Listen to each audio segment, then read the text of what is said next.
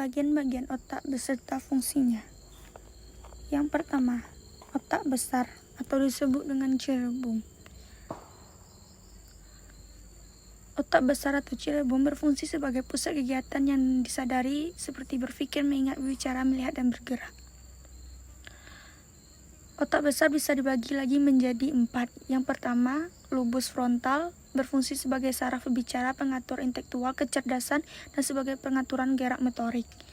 Yang kedua, lobus temporal berfungsi sebagai pusat pendengar. Yang ketiga, lobus parietal. Di lobus ini terdapat saraf yang mengatur rasa dan sebagai pusat sensasi tubuh. Lobus occipital berfungsi sebagai pengatur saraf. Otak tengah. Otak tengah berfungsi untuk mengontrol penglihatan, pendengaran, gerak bola mata, dan pengaturan suhu tubuh. Corpus. Corpus adalah seikat serabut saraf yang terdapat di antara belahan otak kiri dan kanan. Serabut saraf ini menghubungkan dan memungkinkan komunikasi antara kedua bola otak tersebut. Thalamus. Fungsi thalamus yaitu sebagai pusat pengatur impuls sensori, yaitu mengatur proses masuknya informasi dari lingkungan ke konteks otak, pengaturan gerak organ tubuh melalui kondisi konteks otak kecil. Hipotalamus adalah sebagian dari otak yang mengeluarkan bahan kimiawi berupa hormon. Fungsi hipothalamus yang adalah yaitu memastikan dan mempertahankan semua sistem tubuh stabil. Otak kecil. Otak kecil berfungsi mengatur keseimbangan tubuh dan mengkoordinasi kerja otak ketika bergerak. Batang otak. Batang otak terdapat 2 bagian, yaitu pons berfungsi sebagai pusat koordinasi gerak otot dan keseimbangan. Medulus atau sumsum lanjutan berfungsi sebagai berhubungan otak kecil kanan dan kiri, berhubungan otak besar dan sumsum tulang belakang. 12 saraf karnial. Fungsi dan pemeriksaannya.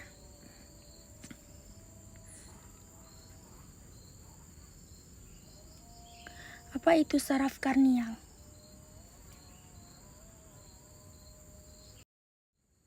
Saraf karnial adalah 12 pasang saraf pada manusia yang mencuat dari otak, berbeda dari saraf spinal yang mencuat dari sumsum tulang belakang. Dari 12 pasang saraf, 3 pasang memiliki jenis sensori, 5 pasang jenis motorik, dan 4 pasang jenis gabungan.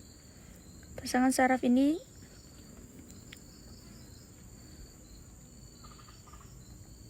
apa tujuan pemeriksaan saraf karnial?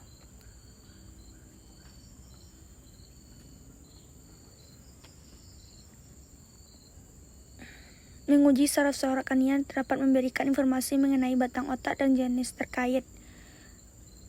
Selama memeriksa respon nervus karnial, hilangnya respon normal dan mengitasi kegagalan untuk berespons dan tepat. Sistem endokrin. Sistem endokrin adalah sistem bertanggung jawab untuk mengatur berbagai fungsi tubuh melalui pelepasan hormon. Yang kedua, hormon merupakan zat yang dikeluarkan oleh kelenjar endokrin karena langsung disalurkan ke dalam pembuluh darah dan pembuluh limfa.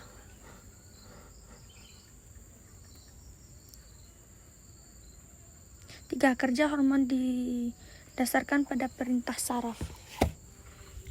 Yang 4, sistem hormon berfungsi mengatur keseimbangan tubuh dan kerja alat tubuh, alat produksi, pertukaran zat, dan tingkat laku. Yang kelima, bila dibandingkan dengan kerja saraf bekerja cepat dalam waktu singkat, sedangkan hormon bekerja lambat dan tahan lama.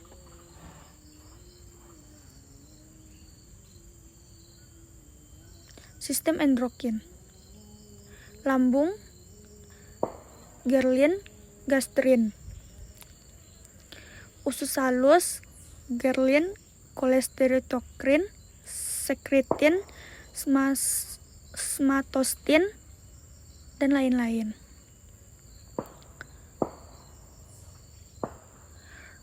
Sistem saraf pusat, serotonin, endorfin, dopamin. Jantung, adrenal, natriuretik, peptide.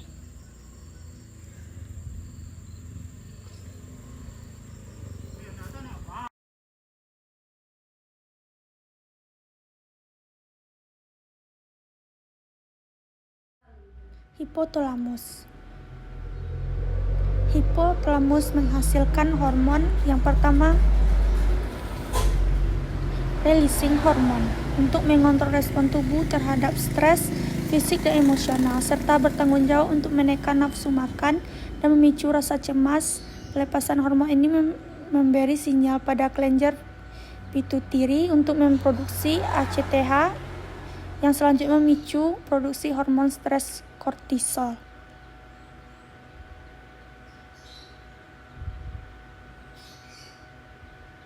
Selanjutnya, yang kedua, gonadotropin, hormon untuk merangsang produksi LH ini dalam kelenjar pituitari.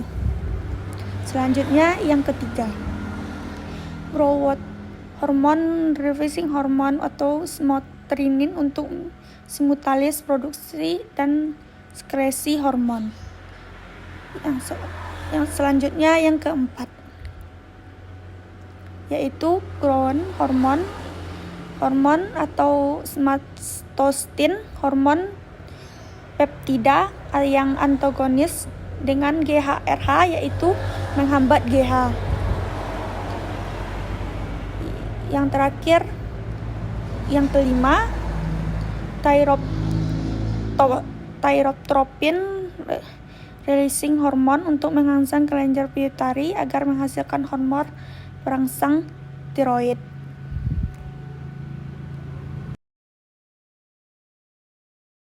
Hormon oksitosin.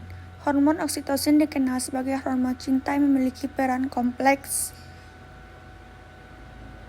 Oksitosin bertugas memengaruhi tingkah laku dan interaksi manusia yang berhubungan dengan perasaan cinta serta kasih sayang seperti orgasme, kedekatan sosial hingga sikap keribuan. Peran hormon oksitosin: A. Merendahkan stres dan cemas yang sering dialami ibu baru. Yang B. Memperkuat ikatan antara ibu dan bayi. Yang C. Menumbuhkan perasaan terkait pada orang lain. Yang D. Memicu empati dan meningkatkan rasa percaya pada orang lain. Produksi oksitasi yang berlebihan meningkatkan risiko pemberasan kelenjar otak pada pria. Selanjutnya, kekurangan hormon oksitosin berisiko terhadap depresi, mengalami kesepian, insomnia, merasa tidak berhubungan dengan orang lain, stres, cemas, hingga mudah lelah karena kurangnya energi.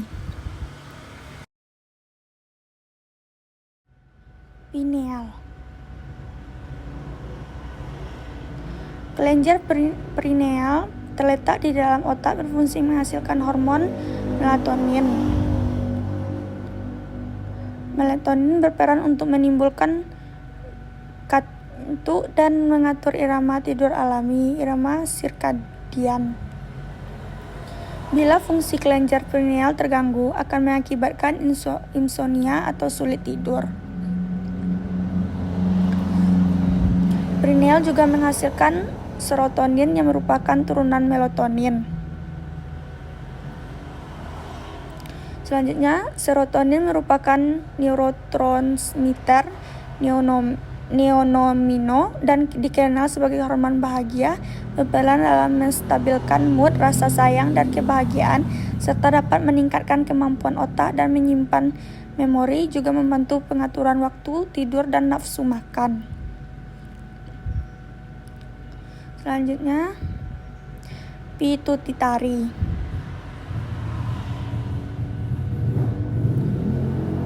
Yang pertama, pituitari disebut juga hipofisis, merupakan master of gland karena sebagai besar dari hormon-hormon yang dihasilkan bertugas sebagai mengatur pengeluaran hormon lainnya.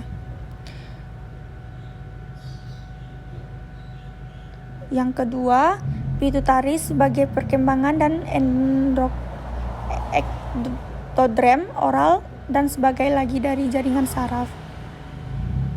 Karena berasal dari dua sumber, pituitari sebenarnya terdiri dari dua kelenjar, yaitu satu secara anatomis tetapi mempunyai fungsi yang berbeda, yaitu yang A, neurohipofisis berkembang dan jaringan saraf terdiri dari bagian yang besar, pars nervosa, dan yang lebih kecil, infundibul, merupakan perpanjangan dan hipotalamus.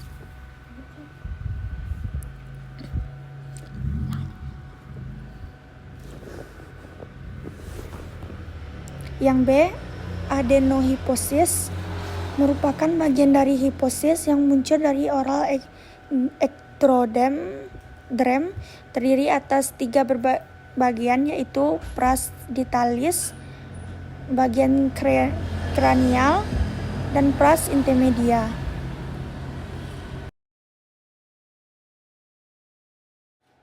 Pituitary lobus anterior. Hormon yang dihasilkan pituitary lobus anterior adalah STH, THS, PRL, ACTH, gonadotropin pria berupa FSH dan LH atau ICSH, serta gonadotropin wanita berupa FSH dan LH.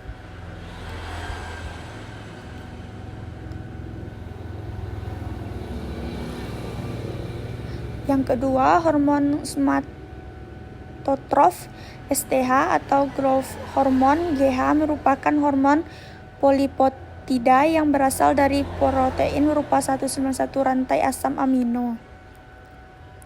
Yang ketiga, hormon GH berperan dalam mengendalikan pertumbuhan tulang, otot, dan organ serta mengharu kecepatan pertumbuhan tubuh dengan memberikan stimulasi kepada hati yang merekresi hormon somatotropin, sebuah hormon berkembang yang memberikan stimulasi lebih lanjut terhadap sel untuk berkembang biak. Yang keempat, kelebihan GH mengakibatkan pertumbuhan raksasa, sedangkan kelebihan saat dewasa mengakibatkan penebalan tulang wajah, tengkorak, tangan, dan kaki, disebut akromegali. Yang kelima, kekurangan GH mengakibatkan kekerdilan. Pituitary lobus anterior, thyroid stimulating hormon TSH atau thyrotropion untuk mengontrol pertumbuhan dan perkembangan kelenjar tiroid, merangsang sekresi tiroksin. Yang kedua, prolaktin PRL atau leptogen hormon TLH berperan dalam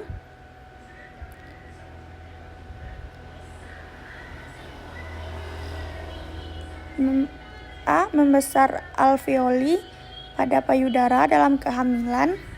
Yang B, mengurangi insisi kelenjar susu dan mempertahankan laktasi. Menstimulasi sel di dalam alveoli untuk memproduksi ASI. D, mengatur metabolisme pada ibu sehingga kebutuhan zat oleh tubuh ibu dapat dikurangi dan dialirkan ke janin. Yang ketiga, ACTH atau adrenotropoin berfungsi untuk memicu kelenjar adrenal dalam melepaskan kortisol yang berguna untuk mengatur metabolisme tubuh dan tekanan darah, juga menstimulasi sintesis dan sekresi androgen pada korteks adrenal. Pituitary lobus anterior, FSH, yaitu pada wanita merangsang pertumbuhan folikel dan ovarium. Yang B, pada pria memengaruhi proses spermatogenes di dalam tubuh seminiferus dari testis. Yang kedua, LH atau platein atau lutropin.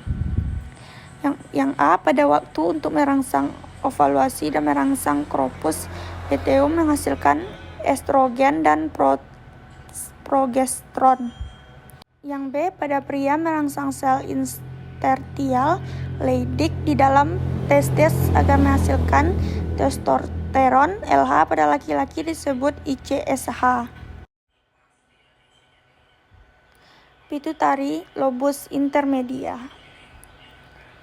Yang pertama yaitu bagian ini menghasilkan melanocortin atau intermedia, disebut juga melanocyte stimulating hormone MSH. Yang kedua, MSH merupakan hormon yang berperan memberikan warna kehitaman pada kulit. Yang ketiga, hormon ini menghasilkan pigmen warna pada kulit sehingga pada saat tertentu hormon ini bisa melepaskan butir-butir melanin ke seluruh lapisan kulit sehingga kulit menjadi lebih hitam. Pituitary lobus posterior. Pituitary lobus posterior merupakan bagian belakang kelenjar pituitary, berfungsi menghasilkan hormon oksitosin dan fosforesin. Oksitosin berfungsi untuk kontraksi otot polos uterus pada saat melahirkan serta meningkatkan produksi prostaglandin sehingga kontraksi semakin intens dan memengaruhi proses pembukaan. Oksitosin merangsang kontraksi sel miofibrillar dari duktusannya yang menyebabkan pengaruh air susu. Fosforesin atau ADH mempunyai dua fungsi, yaitu meningkatkan retensi H2O pada nefron ginjal selama pembentukan urin, karena fosforesin menyebabkan transkasi aquaporin dari kompartemen endosmal dari membran luminal yang akan meningkatkan permeabilitas. Yang B, kontraksi otot polos arterial sehingga menurunkan tekanan darah sistemik dan menurunkan cardiac output. Yang kelima, kurangan hormon ADH mengakibatkan diabetes insipidus, yaitu kondisi yang ditandai dengan selalu merasa haus dan sering buang air kecil dan jumlah banyak, bahkan hingga 20 liter dalam sehari. Tinggi kadar ADH disosiasikan dan syndrome of ADH dan berakibatkan penyerapan air terlalu banyak pada ginjal sehingga darah menjadi encer dan urin mengental. Paratiroid. Kelenjar paratiroid anak gondok terletak di leher, tepatnya di belakang kelenjar tiroid. Kelenjar paratiroid terdiri dari 4 kelenjar kecil ukurannya sebesar kacang polong yang menghasilkan parathormon atau PTH. Fungsi parathormon yang pertama, mengatur pelampasan kalsium dari tulang ke aliran darah. Yang kedua, mengendalikan penyerapan kalsium dari makanan atau minuman pada saluran pencernaan. Yang ketiga, merangsang pembentukan vitamin D pada ginjal. Yang keempat, meningkatkan penyerapan kalsium di ginjal dan mencegah ginjal membuang kalsium melalui urin. Yang kelima, membuat ginjal mengeluarkan fosfat melalui urin. Yang keenam, meningkatkan kadar mengkonsumsi dalam darah. Kelainan pada paratiroid.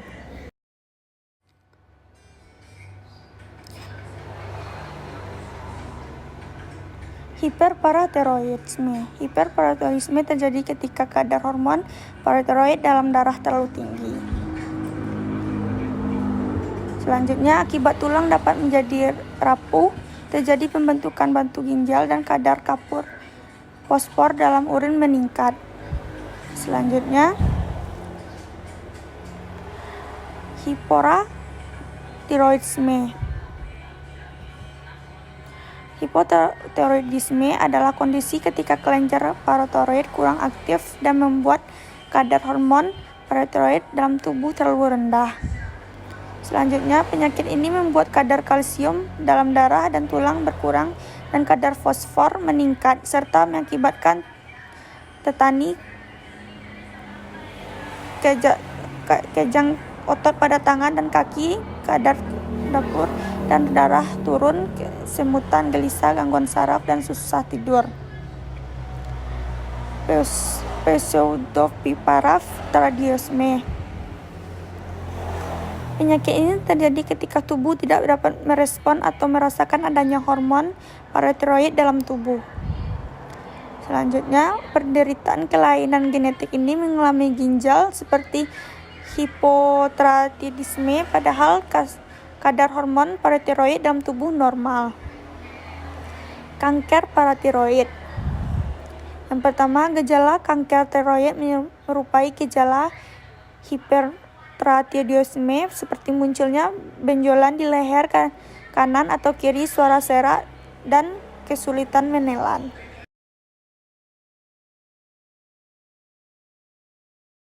Tiroid. Kelenjar tiroid atau gondok menghasilkan kalsitonin, CT, T3, T4. Yang kedua, kalsitonin adalah hormon polipeptida linear sepanjang 32 asam amino yang dihasilkan pada manusia tertentu oleh sel-sel parafolikular. Yang ketiga, kalsitonin beraksi mengurangi kalsium darah C2A+, antagonis efek hormon paratiroid.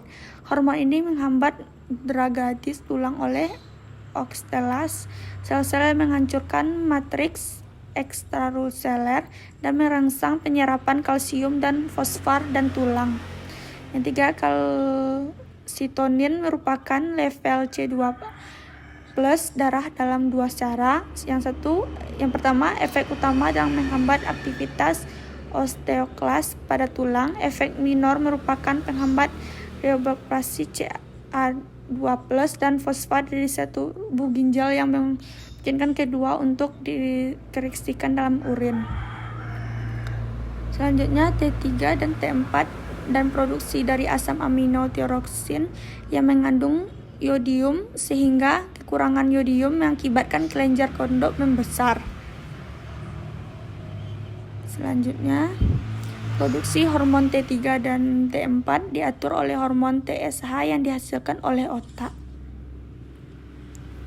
Selanjutnya, hormon tiroxin sebetulnya merupakan bentuk non-aktif dan hormon tiroid saat dibutuhkan oleh sel dan jaringan tubuh. Hormon tiroxin diubah menjadi bentuk aktif, yaitu hormon T3 yang kemudian bekerja secara langsung pada sel jaringan tubuh. Fungsi tiroxin. Fungsi tiroxin yaitu 1. Mengatur seberapa cepat atau lambat metabolisme. Yang kedua, memperkuat pompa jantung agar aliran darah tercukupi. Yang ketiga, memastikan otak tetap terjaga waspada dan sensitif terhadap keadaan dan sekitar dan rangsangan. Yang keempat, menjaga tubuh wanita dapat mengalami ovulasi dan menstruasi secara teratur. Pada pria, berperan dalam merangsang hormon pengaturan proses pembentukan sperma. Selanjutnya, merangsang produksi hormon pertumbuhan.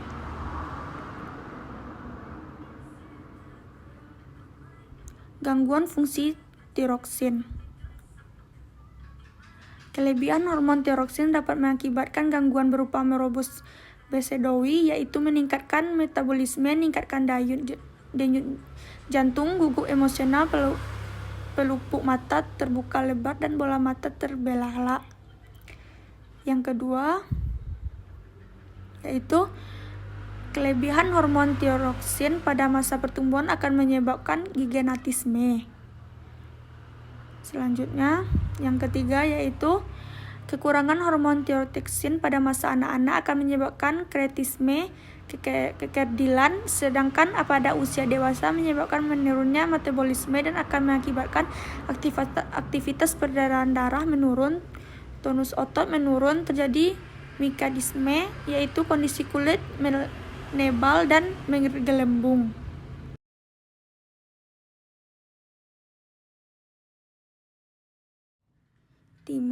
Timus yaitu kelenjar timus terletak di belakang tulang dada yang menjadi anggota sistem limfatik.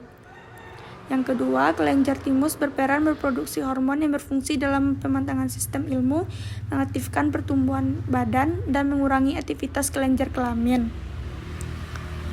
Yang ketiga, hormon timosin dan timopoietin yang dihasilkan sel epitel kelenjar timus memicu sel limfosit di seluruh tubuh untuk membela dan mengembangkan kemampuan mengenai dan menyerang badan asing. Hati sebagai kelenjar hati menghasilkan hormon pertumbuhan anak-anak dan menghasilkan hormon. 1. Trombopoietin, sebuah hormon glycoprotein yang mengendalikan produksi keping darah oleh sumsum tulang belakang. Yang kedua, angiotensiogen berperan untuk meningkatkan tekanan darah ketika diaktifasi oleh renin. Adrenal yaitu kelenjar adrenal anak ginjal sperlenalis adalah kelenjar endokrin berbentuk segitiga yang terletak di antara ginjal.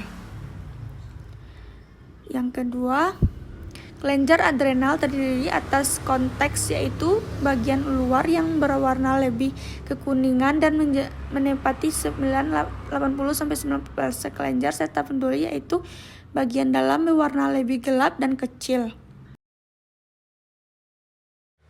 Konteks adrenal, mineral leukotriol yaitu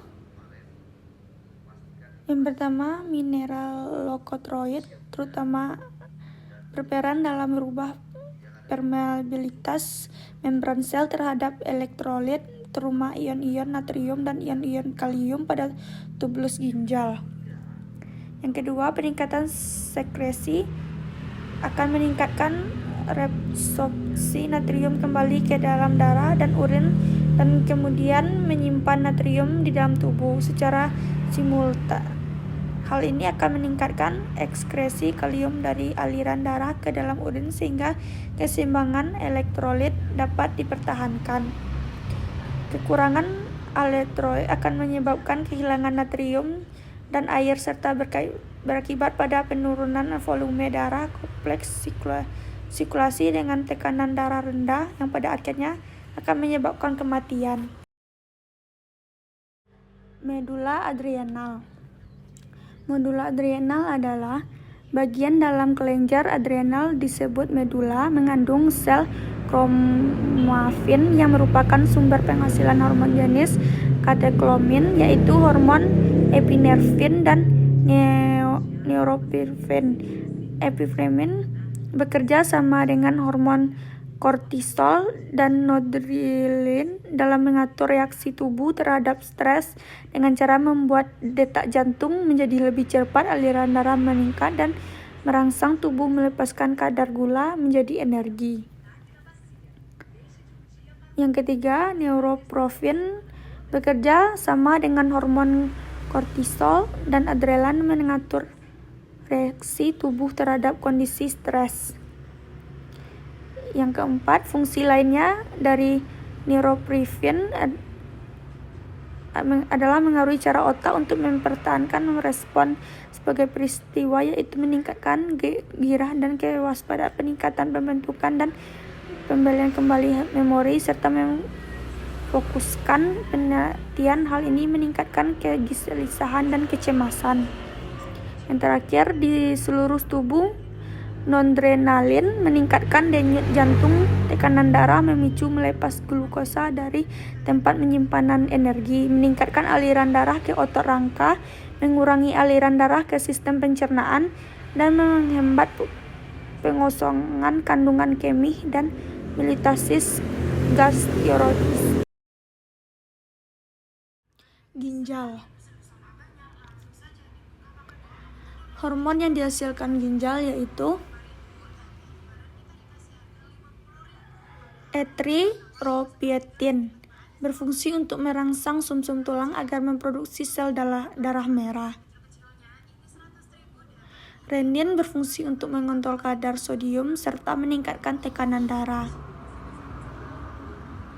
Yang ketiga, kalsitoril, berbentuk aktif vitamin D, membantu menjaga kesehatan tulang.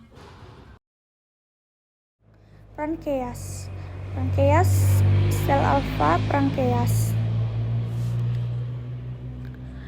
menghasilkan hormon glukosa yang berperan untuk meningkatkan kadar gula dalam darah dengan cara memecah cadangan gula dalam hati untuk membawa ke aliran darah. Sel beta pankreas menghasilkan hormon insulin yang berperan untuk menurunkan kadar gula dalam darah. Insulin membuat menurunkan kadar gula dalam darah yang terlalu berlebihan untuk disimpan di dalam hati. Kekurangan atau ketiadaan hormon insulin dapat mengakibatkan diabetes mellitus. Insulin mengontrol kadar gula darah dalam tubuh dengan cara memberi sinyal pada sel lemak, otot, dan hati untuk mengatur gula glukosa di darah dalam mengakibatkan menjadi glukosa dalam kedua di sel hati. Fungsi insulin mengatur keseimbangan glukosa darah. Ketika konsentrasi glukosa dalam darah melebihi nilai normal, yakni lebih dari 90 sampai 100, maka insulin akan bekerja agar normal kembali. Sebaliknya, saat kadar glukosa darah berada di bawah batas normal, maka hormon glukosa yang akan bertugas membuatnya stabil kembali. Meningkatkan metabolisme glukosa pada sel otot. Insulin menstimulasi terjadinya metabolisme glukosa pada otot agar berjalan optimal. Yang ketiga, meningkatkan penyimpanan glukosa di dalam hepar.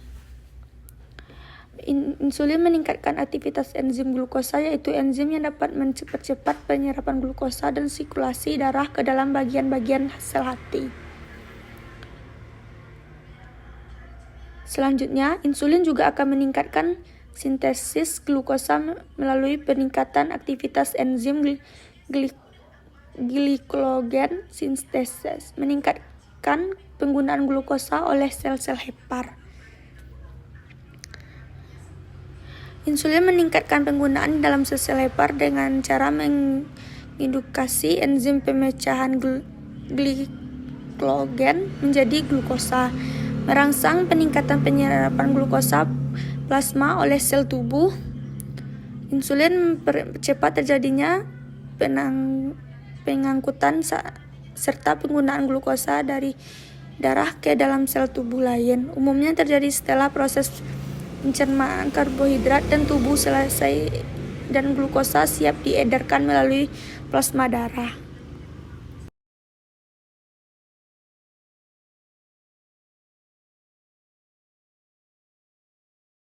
Ovarium menghasilkan hormon estrogen, progesteron, inhibil, dan relaksi.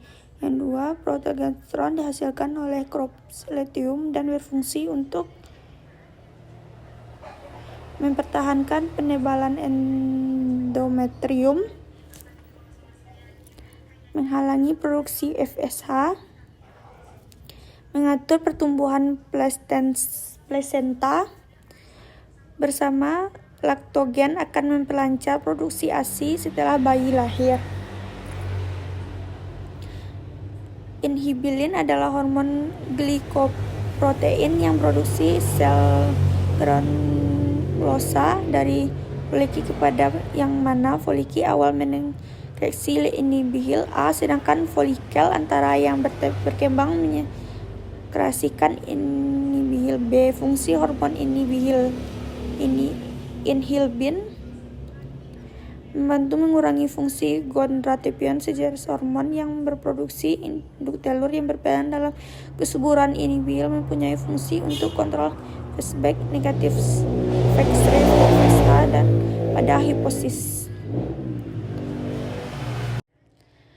Yang selanjutnya membantu mengoptimalkan jumlah darah pada ibu hamil yang juga untuk melihat kandungan mengalami sindrom Down. Yang C, membuat mengatasi masalah sistem reproduksi. Yang kelima, relaksi reproduksi oleh kromosom dan berperan dalam proses melahirkan, melaksanakan ligamen di panggul serta melibatkan dan melebihkan versiks. Estrogen. Pada wanita premenopause, estrogen diproduksi terutama di ovarium, corpus luteum, dan plasenta. Hormon estrogen terdiri atas 3 jenis, yaitu estradiol, estriol, dan estron. Yang ketiga, estradiol memiliki kadar tertinggi pada wanita di masa suburnya, sedangkan estriol diproduksi oleh plasenta selama masa kehamilan. Yang keempat, estron tersebar luas di tubuh dan menjadi estrogen utama pada masa premenopause. Fungsi estrogen: merangsang matangnya indung telur yang bermulakan siklus menstruasi. Yang kedua, merangsang kematangan rahim. Yang ketiga, membantu mempersiapkan rahim untuk perkembangan janin. Yang keempat, merangsang perkembangan payudara pada masa pubertas. Yang kelima, mempersiapkan kelenjar payudara untuk memproduksi ASI. Yang keenam, berperan membentuk pembuluh darah baru guna mengalirkan nutrisi ke tubuh janin agar tubuh perkembangannya optimal selama kehamilan. Yang ketujuh, membantu mempertahankan kepada tulang. Yang ke-8, membantu mengatur suhu tubuh menjaga tetap stabil. Yang ke-9, mendukung kemampuan mengingat dan meningkatkan memori. Yang ke-10, membantu mengelola bagian otak yang mempersiapkan tubuh untuk berkembang seksual dan produksi. 11, mengatur kadar kolesterol sehingga mengurangi risiko aterosklerosis. Plasenta. Gonadotropin koniorid meningkatkan pertumbuhan korupsi luteum dan sekresi estrogen serta progesteron oleh korpus luteum. Estrogen meningkatkan pertumbuhan organ kelamin ibu dan janin. Yang ketiga, progesteron meningkatkan perkembangan jaringan dan organ janin. Yang keempat, somatotropin membantu pertumbuhan jaringan janin dan membantu perkembangan payudara ibu. Yang selanjutnya, relaksin untuk melunakkan serviks. HPL untuk menyiapkan nutrisi yang dibutuhkan janin serta merangsang kelenjar susu di payudara sampai masa menyusul. Yang ketujuh, HCG mendukung korpus luteum pada akhir siklus menstruasi dan menyebabkan korpus luteum mensekresikan progesteron dan jumlah yang lebih besar yang berperan dalam pertumbuhan dan pemeliharaan endometrium selama kehamilan. Testis. Sel Leydig pada testis memproduksi jenis hormon androgen berupa testosteron. Fungsi testosteron A pada masa pubertas memicu berbagai perubahan fisik seperti pembesar testis pada skrotum, penjaga penis, suara yang semakin berat, tumbuhnya rambut dan sekitar alat kelamin. Yang B, pembentukan kepadatan tulang dan kekuatan otot. Testosteron berkaitan dengan respons androgen dan aktivitas testosteron akan meningkatkan inisial dan menjaga protogester akan menghambat proses apoteosis dari gen KEL. 3. Kelebihan testosteron menyebabkan peningkatan risiko jenis kanker tertentu dalam kesuburan kepala rambut, yaitu berlebihan peningkatan agar jerawat, masalah jantung atau hati, sulbukan, dan insomnia. Kekurangan hormon testosteron menyebabkan rambut rontok, permasalahan dan ereksi, jumlah sperma berkurang, suhu tubuh, pengurangan massa otot, dan tingkah energi berkurang. Yang kelima, sel steril pada testis juga menghasilkan hormon inhibin untuk menjaga kesehatan kematangan sperma. Hormon ini dilepaskan dari testis ketika tingkat sperma sudah tinggi, mengatur produksi sperma dan menjaga konsentrasi hormon pria tetap tidak yang kontan. Lambung, ghrelin. Ghrelin adalah hormon yang dihasilkan oleh lambung, usus pankreas, dan otot dalam jumlah kecil.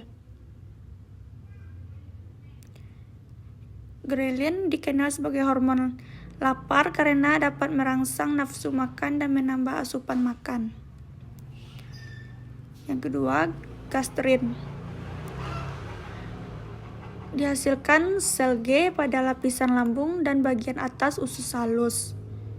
Yang kedua, berfungsi merangsang pelepasan asam lambung yang digunakan untuk memecah protein dan membunuh kuman pada makanan.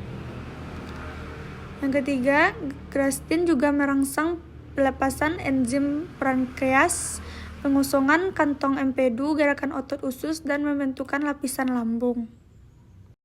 Usus halus. Yang pertama, kolesistokinin.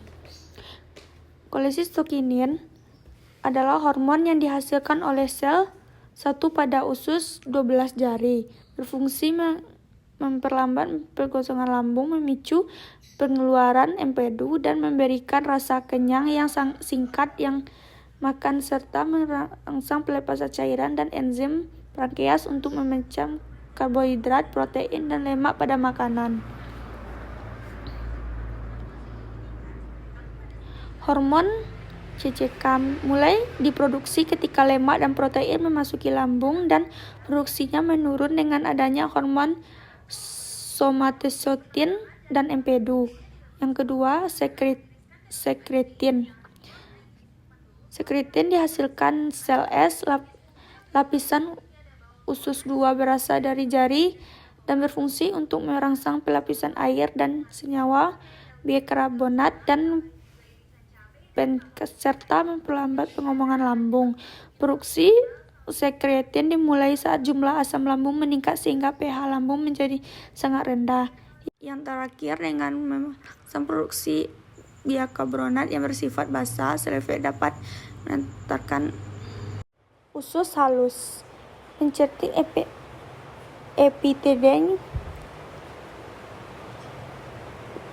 epitide dihasilkan oleh sel L usus halus, tepatnya pada bagian ilium. Yang B, setelah makan, usus halus mulai memproduksi PPY dan memasuki aliran darah serta berkaitan dengan respons saraf otak yang menyebabkan penurunan nafsu makan sehingga merasa kenyang. Yang keempat, somatostatin merupakan hormon peptida yang dihasilkan oleh sel D usus halus yang memproduksi terutama ketika lemak mulai memasuki usus halus. Berfungsi untuk menghambat pelepasan asam lambung dan hormon berkecaman lainnya termasuk ghrelin dan gastrin.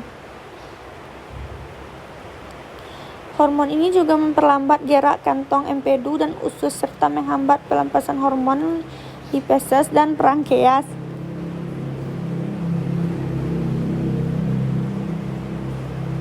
Sistem saraf pusat. Dopamin. Hormon dopamin merupakan neurotransmitter di otak berperan untuk menyampaikan rangsangan berupa sinyal saraf ke otak dan otot. Yang kedua, dopamin berperan penting dalam motivasi dan penghargaan. Saat dilepaskan dalam jumlah yang tepat, hormon bahagia ini akan meningkatkan suasana hati sehingga memunculkan perasaan akan meningkatkan gembira. Saat dilepaskan dalam jumlah yang tepat, hormon bahagia ini akan meningkatkan suasana hingga memunculkan perasaan senang. Dopamin juga membantu sistem pencernaan untuk menyerap nutrisi dengan optimal dan meningkatkan kekebalan peserta mendapat pendengaran. Fungsi dopamin selanjutnya berupa melebarkan pembuluh darah sehingga menjaga tekanan darah tidak melonjak, meningkatkan pengeluaran urin. Yang terakhir, mengandalkan kadar gula darah dan menaikkan produksi hormon insulin. Bila tubuh melepaskan dopamin terlalu banyak, hormon ini dapat meningkatkan obsesi seorang terhadap sesuatu, bahkan seseorang.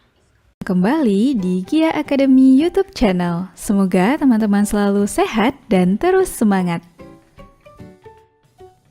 Di dalam tubuh kita terdapat banyak organ vital yang mendukung kelangsungan sistem fungsional tubuh. Salah satu organ tersebut adalah organ reproduksi. Organ ini akan membentuk sistem reproduksi. Jadi di video ini kita akan belajar tentang sistem reproduksi. Simak terus videonya ya. Nah teman-teman, kita tahu setiap jenis kelamin laki-laki dan perempuan memiliki bentuk, struktur, dan fungsi organ reproduksinya masing-masing. Kita akan membahasnya satu persatu. Pertama, struktur dan fungsi organ reproduksi pada pria. Organ reproduksi pria terdiri dari organ reproduksi luar dan organ reproduksi dalam. Organ reproduksi luar terdiri dari penis dan skrotum.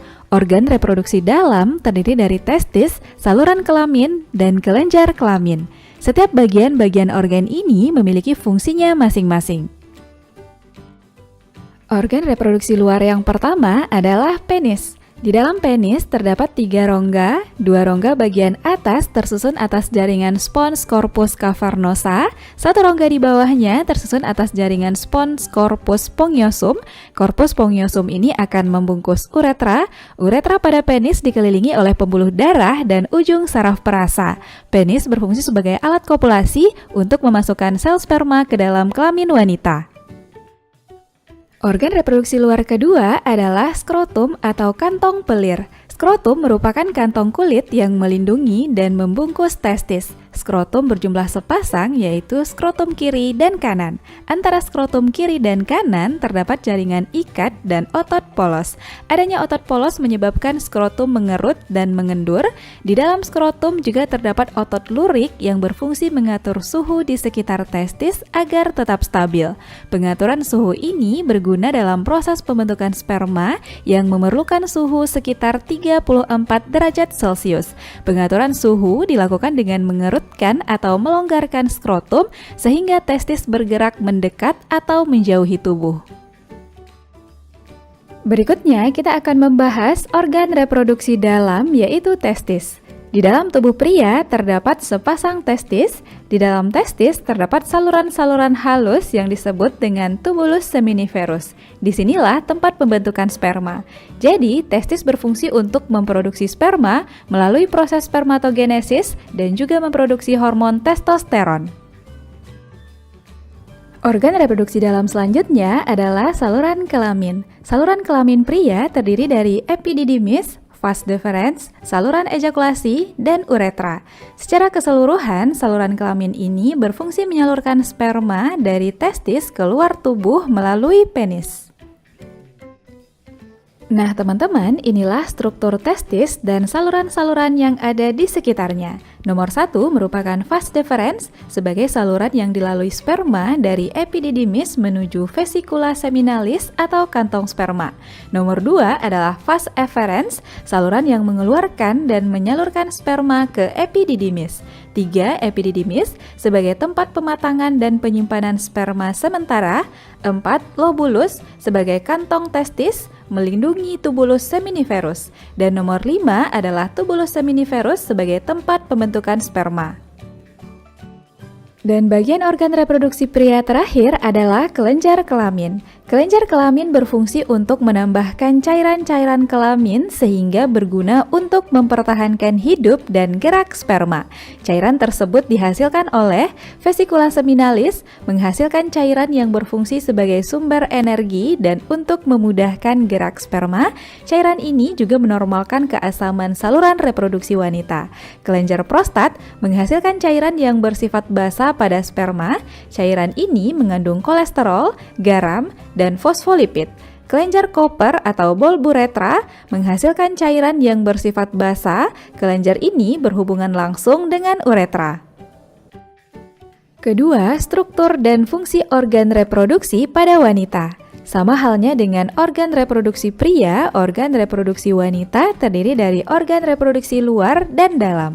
Organ reproduksi luar terdiri dari vulva dan labium, sedangkan organ reproduksi dalam terdiri atas ovarium, oviduk, uterus, dan vagina. Kita bahas organ reproduksi luar pada wanita yaitu vulva dan labium. Vulva merupakan celah paling luar dari organ reproduksi wanita. Pada bagian vulva terdapat saluran reproduksi dan saluran urin. Pada daerah dekat saluran kelamin terdapat himen atau selaput darah. Himen banyak mengandung pembuluh darah. Labium merupakan bagian yang membatasi vulva. Ada dua macam labium, yaitu labium mayora terletak di bagian luar dan labium minora terletak di bagian dalam. Antara labium mayora dan minora bagian atas terbentuk tonjolan kecil yang disebut klitoris. Pada klitoris terdapat corpus cavernosa yang banyak mengandung pembuluh darah dan ujung saraf.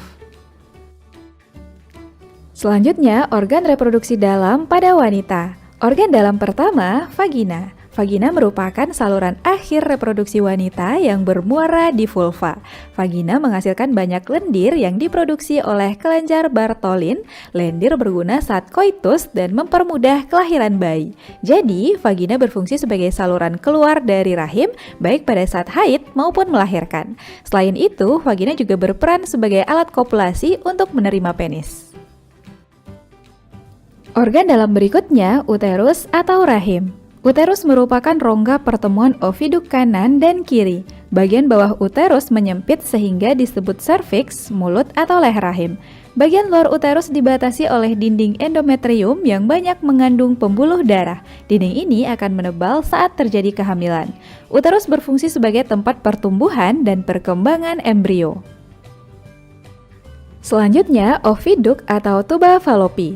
Oviduk merupakan sepasang saluran kiri dan kanan yang ujungnya membentuk corong yang disebut infundibulum. Pada infundibulum terdapat fimbre atau rumbai-rumbai untuk menangkap ovum. Tuba Fallopi berfungsi sebagai tempat fertilisasi. Dan organ reproduksi bagian dalam terakhir adalah ovarium. Ovarium terdiri dari ovarium kanan dan kiri. Ovarium berfungsi sebagai penghasil sel telur atau ovum. Nah teman-teman, inilah catatan untuk setiap organ reproduksi pada pria dan fungsinya sesuai pembahasan kita sebelumnya. Dan berikut ini catatan untuk setiap organ reproduksi wanita beserta fungsinya. Bisa dipahami ya? Berikutnya kita akan membahas proses pembentukan sel kelamin atau gametogenesis. Proses gametogenesis ini dibedakan menjadi dua, yaitu spermatogenesis, yaitu proses pembentukan sperma atau gamet jantan, oogenesis, proses pembentukan ovum atau gamet betina. Proses spermatogenesis dimulai ketika pria mengalami masa pubertas, sedangkan proses oogenesis sudah berlangsung saat wanita masih berada dalam kandungan. Pertama, spermatogenesis. Spermatogenesis terjadi di dalam testis, tepatnya di tubulus seminiferus. Proses pembentukan sperma yang terjadi di tubulus seminiferus melibatkan 3 macam sel, yaitu pertama, spermatogonium atau sel induk spermatozoa sebagai penghasil sperma. Kedua, sel Sertoli berfungsi memberi nutrisi pada spermatozoa. Dan ketiga, sel Leydig merupakan sel penghasil hormon testosteron yang berperan dalam pembelahan meiosis untuk membentuk spermatosit sekunder. Produksi spermatozoa sangat dipengaruhi oleh hormon FSH dan LH. LH, luteinizing hormone, akan merangsang sel Leydig untuk menghasilkan testosteron. FSH, follicle stimulating hormone, merangsang sel Sertoli menghasilkan ABP, androgen binding hormone. ABP akan merangsang spermatogonium memulai spermatogenesis. Berikut ini catatan untuk sel-sel yang terlibat dalam spermatogenesis. Dan ini catatan untuk hormon yang berpengaruh dalam spermatogenesis. Proses spermatogenesis terjadi melalui 3 tahapan, yaitu tahapan penggandaan. Sel primordial mengalami pembelahan mitosis secara berulang-ulang membentuk spermatogonium. Tahap pertumbuhan, spermatogonium bersifat diploid, kemudian tumbuh dan berkembang menjadi spermatosit primer yang diploid. Tahap pematangan, spermatosit primer membelah secara meiosis membentuk 2 spermatosit sekunder yang haploid. Selanjutnya, spermatosit sekunder membelah secara meiosis membentuk 4 buah spermatid yang haploid. Proses pematangan spermatid menjadi sperma disebut spermiasi. Proses ini dipengaruhi oleh testosteron. Seorang pria normal mampu menghasilkan 20-40 juta sel sperma dalam setiap mililiter cairan semen. Proses gametogenesis berikutnya adalah oogenesis. Oogenesis terjadi di dalam ovarium. Proses ini akan menghasilkan sel telur atau ovum. Oogenesis memiliki 3 tahapan, yaitu pertama, tahap penggandaan terjadi dalam ovarium janin saat masih dalam kandungan. Pada tahap ini, sel primordial akan mengalami mitosis membentuk oogonium yang bersifat diploid. Kedua, tahap pertumbuhan terjadi pada ovarium bayi. Oogonium akan mengalami pembelahan mitosis membentuk oosit primer yang diploid. Oosit primer berada dalam keadaan dorman atau istirahat sampai anak perempuan mengalami pubertas. Ketiga, tahap pematangan dimulai pada masa puber. Pada masa puber terjadi perubahan hormonal yang mengakibatkan oosit primer mengalami pembelahan meiosis 1 sehingga menghasilkan oosit sekunder yang berukuran besar dan badan polar 1 yang berukuran kecil. Oosit sekunder berhenti mengalami pembelahan saat terjadi ovulasi. Pembelahan meiosis 2 dilanjutkan setelah sel telur mengalami fertilisasi. Pada pembelahan ini, oosit sekunder menghasilkan ootit yang haploid dan badan polar 2 yang haploid. Ootit akan berdiferensiasi menjadi ovum dan badan polar 2 mengalami degenerasi. Nah, kira-kira apa saja ya yang terkandung dalam sperma manusia? Spermatozoa terdiri dari kepala pada bagian ujung, leher, dan ekor. Kepala mengandung inti sel atau nukleus yang dilindungi oleh akrosom. Akrosom berfungsi menembus lapisan pelindung ovum. Pada bagian kepala sperma juga terdapat sentriol. Bagian ekor berfungsi sebagai alat gerak sperma. Bagian pangkal ekor terdapat badan sperma yang mengandung mitokondria. Mitokondria berfungsi sebagai penghasil energi untuk menggerakkan sel sperma menuju oviduk. Bagian ekor sperma juga dilindungi oleh membran plasma. Berbeda dengan sel sperma, sel telur yang dihasilkan dari ovum saat ovulasi memiliki tubuh yang dilindungi oleh 2 lapisan, yaitu lapisan luar disebut corona radiata dan lapisan dalam adalah zona pellucida. Pada bagian dalam ovum juga terdapat sitoplasma dan nukleus. Oosit sekunder menghasilkan senyawa fertilizin yang memiliki fungsi mengaktifkan sperma agar bergerak lebih cepat, menarik sel sperma secara kemotaksis positif, mengumpulkan sperma di sekeliling ovum. Sampai di sini, teman-teman bisa memahaminya ya. Agar teman-teman semakin paham, mari kita selesaikan contoh soal berikut. Soal pertama, Diberikan struktur testis, kita diminta menentukan proses yang terjadi pada bagian yang ditunjuk. Sebelumnya, kita sudah belajar testis terdiri dari bagian-bagian berikut. Pertama, vas deferens sebagai saluran yang dilalui sperma dari epididymis menuju vesicula seminalis. Kedua, vas efferens mengeluarkan dan menyalurkan sperma ke epididymis. Tiga, epididymis sebagai tempat pematangan dan penyimpanan sperma sementara. Empat, lobulus sebagai kantong testis melindungi tubulus seminiferus. Dan kelima adalah tubulus seminiferus sebagai tempat pembentukan sperma. Jadi yang ditunjukkan oleh huruf X adalah epididymis sebagai tempat pematangan dan penyimpanan sel sperma sementara. Sedangkan yang A merupakan fungsi dari kelenjar prostat, C vesicula seminalis, D dan E fungsi dari testis. Jawaban yang benar B. Soal kedua, terdapat gambar organ reproduksi wanita, kita diminta menentukan nama dan fungsi dari organ yang ditunjukkan oleh nomor 2. Nomor 2 pada gambar merupakan ovarium yang berfungsi menghasilkan sel telur. Sedangkan nomor 1 dan 5 menunjukkan oviduk atau tuba falopi yang berfungsi sebagai tempat terjadinya pembuahan. Nomor 3 adalah uterus, tempat pertumbuhan janin, dan nomor 4 adalah vagina, tempat keluarnya bayi. Jadi jawaban yang sesuai adalah A. Soal berikutnya, disajikan gambar proses oogenesis, kita diminta menentukan tahapan-tahapan yang terjadi pada proses tersebut. Kita tahu oogenesis merupakan proses pembentukan sel telur yang terjadi di ovarium. Terjadi melalui 3 tahapan. Pertama, tahap penggandaan, sel primordial mengalami pembelahan mitosis membentuk oogonium. Kedua, tahap pertumbuhan, oogonium mengalami pembelahan mitosis membentuk oosit primer. Ketiga, tahap pematangan, oosit primer membelah secara meiosis 1 menghasilkan oosit sekunder berukuran besar dan badan polar primer berukuran kecil. Selanjutnya terjadi pembelahan meiosis 2.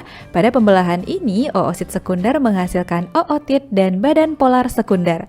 Ootit akan mengalami diferensiasi menjadi ovum dan badan polar sekunder mengalami degenerasi. Jadi, urutan proses oogenesis berdasarkan urutan penomoran di gambar, oogonium, oosit primer, oosit sekunder, badan polar 2, ootit, dan ovum. Jawaban yang benar A. Soal terakhir, terdapat gambar irisan tubulus seminiferus, kita diminta menentukan sel-sel yang bersifat haploid. Untuk menjawabnya, kita ingat lagi proses spermatogenesis yang terjadi di tubulus seminiferus. Spermatogenesis terjadi melalui fase-fase berikut. Pertama, sel primordial mengalami pembelahan mitosis secara berulang-ulang membentuk spermatogonium yang bersifat diploid. Spermatogonium kemudian tumbuh dan berkembang menjadi spermatosit primer yang juga diploid. Spermatosit primer membelah secara meiosis membentuk 2 spermatosit sekunder bersifat haploid. Selanjutnya, spermatosit sekunder membelah secara meiosis membentuk 4 buah spermatid haploid dan terjadi sistem perkemihan secara mudah dan singkat. Sistem perkemihan merupakan organ vital yang berperan dalam ekskresi dan eliminasi sisa metabolisme tubuh, mereabsorpsi air dan substansi terlarut dalam darah, serta mengeliminasi setiap substansi yang tidak dibutuhkan tubuh. Sistem urinaria adalah sistem organ yang memproduksi, menyimpan, dan mengalirkan urin. Sistem ini terdiri dari ginjal, ureter, kandung kemih, dan uretra.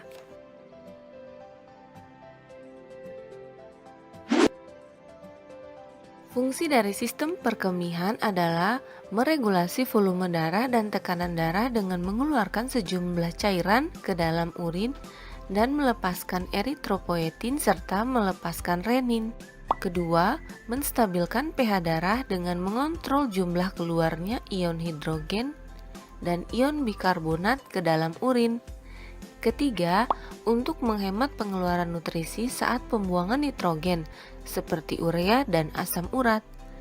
Keempat, membantu hepar untuk mendetoksikasi racun selama kelaparan. Organ-organ sistem perkemihan yang akan kita bahas pertama adalah ginjal, ureter, kandung kemih, dan uretra.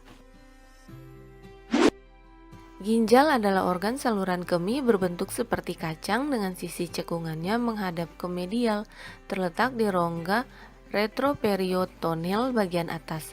Cekungan ginjal disebut hilus renalis. Ukuran dan berat ginjal tergantung pada jenis kelamin dan umur. Ginjal pria relatif lebih besar ukurannya daripada wanita. Ukuran ginjal orang dewasa sekitar panjang 11,5 cm, lebar 6 cm, dan tebal 3,5 cm dengan beratnya antara 120 sampai 170 gram atau sekitar 0,4% dari berat badan. Ginjal terletak di sekitar vertebra torak 12 sampai lumbal ketiga. Ginjal kiri lebih besar daripada ginjal kanan, dan pada umumnya ginjal pria lebih panjang daripada ginjal wanita. Letak ginjal kanan lebih rendah dibandingkan ginjal kiri karena terdapat lobus hepatik dexter di sebelah kanan. Ginjal terbungkus oleh jaringan ikat kapsularenis tipis yang melekat pada parenkin ginjal. Dalam setiap ginjal terdapat nefron yang berjumlah kurang lebih 1 juta nefron. Ginjal terbagi menjadi dua bagian, ada bagian korteks dan medula. Pada bagian korteks terletak superfisial dan terdapat berjuta-juta nefron. Nefron adalah unit terkecil dari ginjal. Di bagian medula terletak legih profundus. Banyak terdapat duktuli atau saluran kecil yang mengalirkan ultrafiltrasi urin. Unit fungsional ginjal adalah nefron. Nefron pada ginjal dapat dibedakan menjadi dua jenis, yaitu nefron kortikalis dan nefron juxtamedularis, yang pada dasarnya mempunyai struktur dan fungsi yang sama. Nefron kortikalis terletak pada bagian luar korteks dengan lengkung Henle yang pendek dan tetap berada pada korteks atau penetrasi hanya sampai ke zona luar medula. Sedangkan nefron juxtamedularis yaitu nefron yang glomerulinya terletak di dalam korteks dekat dengan korteks medula dengan lengkung Henle yang panjang dan turun jauh ke dalam zona dalam dari medula sebelum berbalik kembali ke korteks. Saraf ginjal terdiri dari kurang lebih 15 ganglion. Ginjal mendapat persyarafan dari flexus renalis. Saraf ini berfungsi untuk mengatur jumlah darah yang masuk ke dalam ginjal. Saraf ini berjalan bersamaan dengan pembuluh darah yang masuk ke ginjal. Kelenjar suprarenal di atas ginjal menghasilkan dua macam hormon, yaitu hormon adrenalin dan hormon kortison. Ginjal mempertahankan hemostatis stabil volume, komposisi elektrolit dan osmolaritas, sehingga komposisi urin dapat bervariasi. Darah yang dialirkan ke setiap ginjal melalui arteri renalis dan keluar dari ginjal melalui vena renalis. Darah yang melewati ginjal sekitar 1,2 sampai 1,7 liter per menit. Ginjal berfungsi untuk mengatur volume air tubuh. Ketika tubuh mengalami kelebihan cairan, maka ginjal akan mengekskresikan cairan, dan pada kondisi kekurangan cairan, membuat ginjal berusaha mempertahankan jumlah air sehingga konsentrasi air lebih pekat. Kedua, mengatur keseimbangan osmotik dan ion. Fungsi ini terjadi dalam plasma bila terdapat pemasukan dan pengeluaran ion yang abnormal. Ketiga, ginjal akan berusaha mengatur keseimbangan asam basa tubuh. Ginjal akan mengekskresikan urin sesuai perubahan pH darah. pH urin bervariasi antara 4,8 sampai 7,5. Fungsi keempat adalah mengsekresi sisa metabolisme.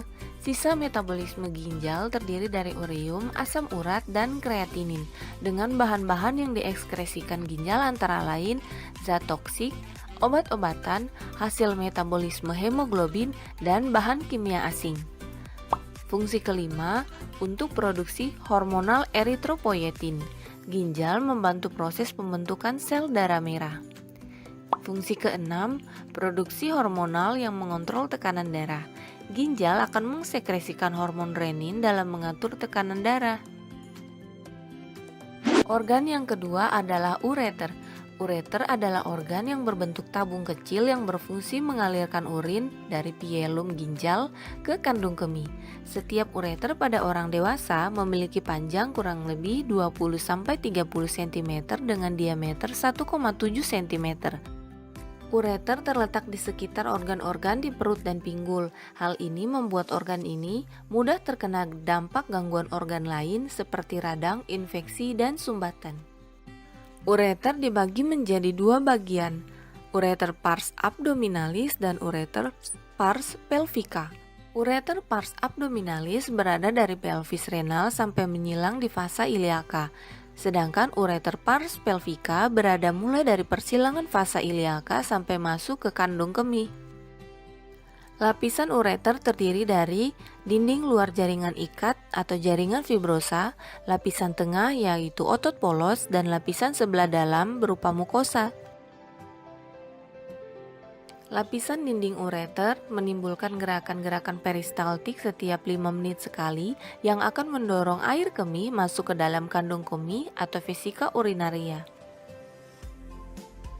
Ureter mendapat aliran darah dari arteri renalis, arteri spermatica interna, arteri hipogastrika, dan arteri vesikalis inferior. Persarafan di ureter merupakan cabang dari plexus mesentericus inferior, plexus spermaticus, dan plexus pelvis. Sepertiga bawah dari ureter terisi sel-sel saraf yang bersatu dengan rantai eferen dan nervus vagus. Organ selanjutnya, kandung kemih atau vesika urinaria atau bladder adalah organ berongga yang menampung urin, terletak di sebelah anterior, tepat di belakang os pubis yang dapat dipalpasi dan perkusi saat pemeriksaan fisik. Kandung kemih terdiri dari 3 lapisan otot polos yang berfungsi mengosongkan kandung kemih saat urinasi atau proses buang air kecil. Dinding kandung kemih terdapat 2 bagian besar, yaitu badan atau korpus berbentuk ruangan yang berdinding otot dan bagian leher atau kolum yang berbentuk corong. Dalam kondisi penuh bentuknya akan seperti telur atau ovoid, dan apabila kosong berbentuk seperti limas. Apeks atau puncak vesika urinaria terletak di belakang simfisis pubis. Persarafan utama kandung kemih ialah nervus pelvicus yang berhubungan dengan medula spinalis melalui plexus sacralis, terutama berhubungan dengan medula spinalis. Selain nervus pelvicus, terdapat 2 tipe persarafan lain yang penting untuk kandung kemih, yaitu nervus pudendal dan nervus hypogastricus. Organ berikutnya adalah uretra. Uretra merupakan tabung yang menyalurkan urin keluar kandung kemih. Ada 2 sphincter uretra, yaitu sphincter externa dan sphincter interna.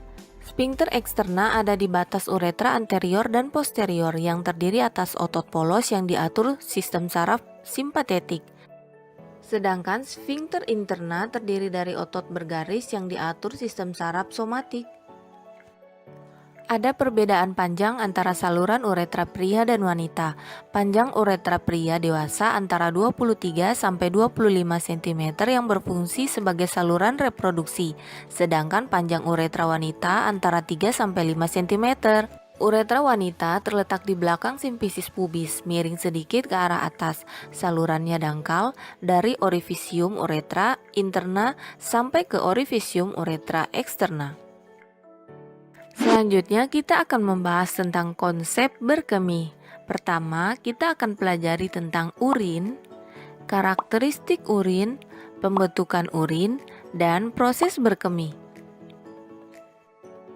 Urin atau air seni adalah produk akhir dari sistem perkemihan melalui proses filtrasi oleh glomerulus, sekresi dan absorpsi oleh tubuli. Urin terkonsentrasi, mengandung sedikit air dan produk sisa metabolisme untuk dikeluarkan dari tubuh. Karakteristik urin. Urin terdiri atas 95% air yang mengandung zat terlarut, yaitu pertama ada zat buangan nitrogen, urea dari protein, asam urat dari katabolisme asam nukleat, dan kreatinin fosfat dari jaringan otot. Kedua, ada asam kristal atau asam hipurat yang berasal dari produk pencernaan seperti ketika kita memakan sayuran dan buah-buahan. Ketiga, ada keton yang berasal dari metabolisme lemak dengan unsur pendukung dalam jumlah yang kecil. Keempat ada elektrolit, berisi ion natrium, klor, kalium, amonium, sulfat, fosfat, kalsium, dan magnesium. Zat yang kelima adalah hormon. Hormon katabolik secara normal memang ada dalam urin. Yang keenam, zat kimia lain, berisi jenis toksik, pigmen, vitamin, atau enzim dalam jumlah yang kecil. Lalu ada konstituen abnormal, berisi albumin, glukosa, sel darah merah, dan sejumlah badan keton.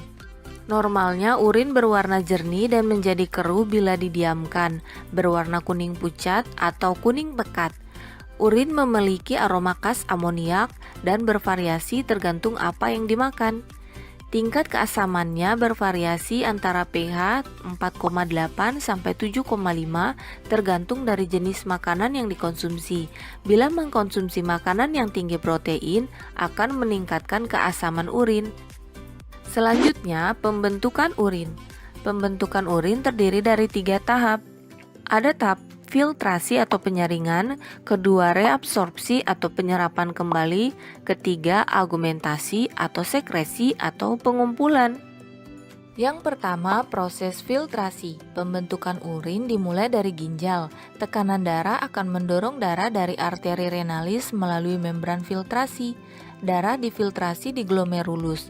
Glomerulus akan menyaring air, garam, glukosa, asam amino, urea, dan zat lainnya ke kapsul Bowman. Hasil filtrasi di glomerulus disebut urin primer, kemudian dialirkan ke tubulus ginjal.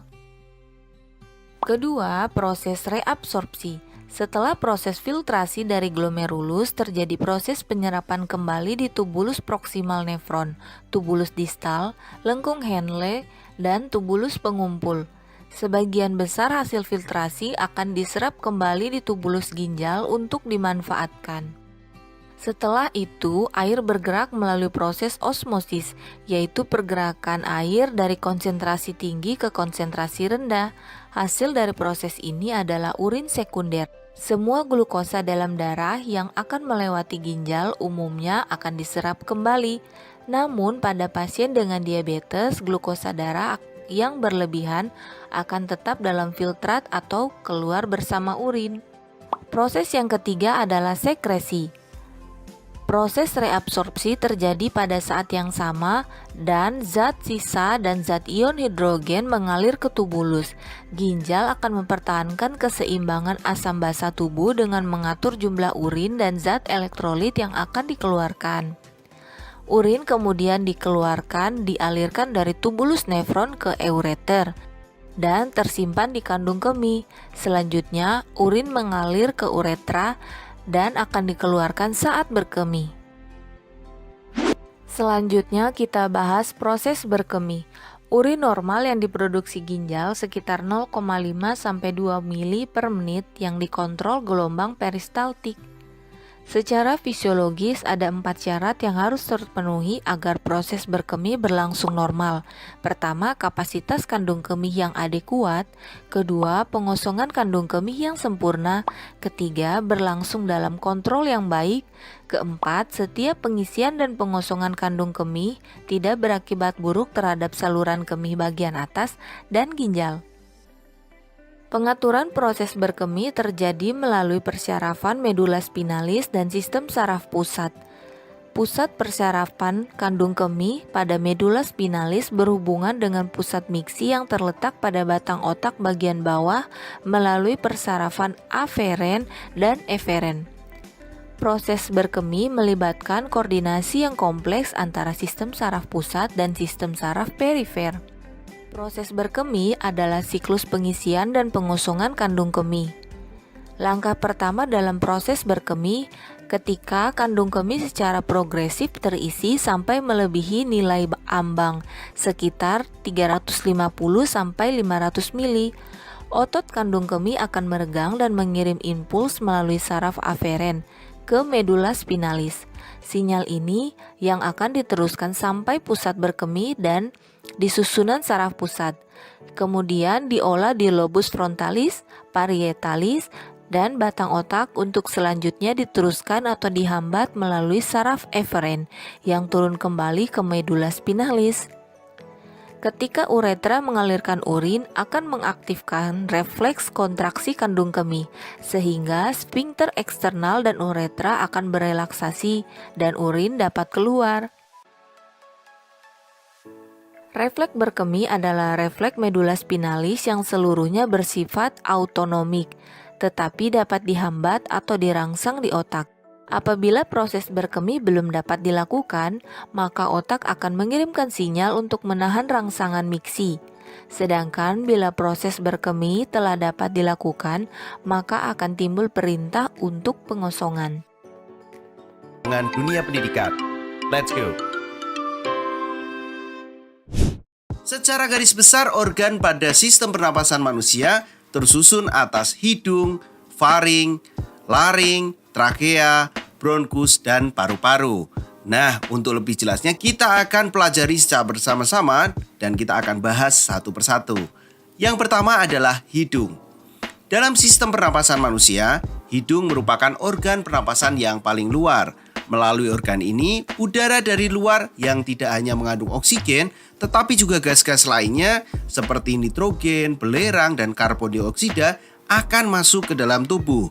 Fungsi hidung adalah untuk menghirup udara pernapasan, menyaring udara, menghangatkan udara pernapasan, dan juga berperan dalam resonansi suara. Hidung dilengkapi dengan rambut hidung yang berfungsi menyaring partikel atau debu dan kotoran.